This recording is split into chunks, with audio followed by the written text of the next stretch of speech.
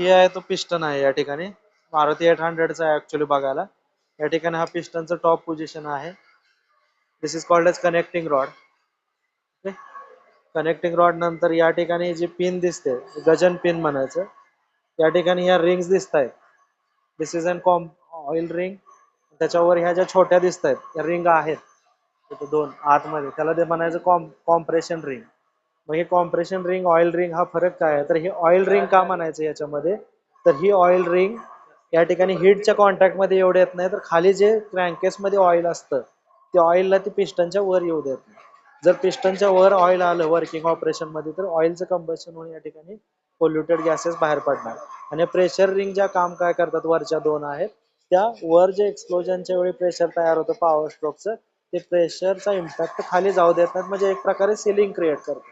आणि रिंग असण्याचं कारण काय असतं, तर या ठिकाणी जो friction between the cylinder and piston reduce होऊन जे काही फ्रिक्शन होईल ते रिंगचं होईल, आणि जेव्हा हे खराब होईल तेव्हा या रिंग बदलायचं. अशा पद्धतीने हे पिस्टनचं लोकेशन आहे. हा कनेक्टिंग रॉड बघा या ठिकाणी अशा पद्धतीने इथं कनेक्ट आहे. आणि या ठिकाणी हे बॉटम एंड कोणाला कनेक्ट असतो तर क्रँकशाफ्टला. हा जो दिसतोय तो क्रँकशाफ्ट आहे. उचलतंय का, जाऊ दे आता, हात खराब.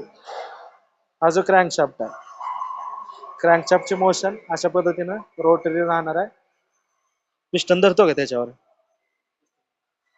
उभा तर घे हा. अशा पद्धतीनं हे जेव्हा हे अप जाईल तेव्हा पिस्टन वर इकडे हे रोटरी, कनेक्टिंग रॉडची ऑसिलेटरी आणि पिस्टनची रेसिप्रोकेटरी, अशा तीन मोशन आहेत इथे. Piston reciprocate, connecting rod oscillatory आणि याला रोटरी म्हणायचं.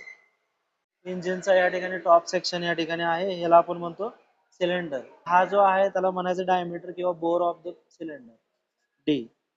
त्यानंतर सिलेंडरचा एरिया मीन्स π/4 d². आणि लेंथ किंवा स्ट्रोक लेंथ म्हणजे ज्या डिस्टन्स पर्यंत पिस्टन या ठिकाणी याच्यामध्ये ट्रॅव्हल होतो. आणखी इकडे बघा, आता हे पिस्टनचे सगळ्यात बॉटम डेड सेंटर आहे.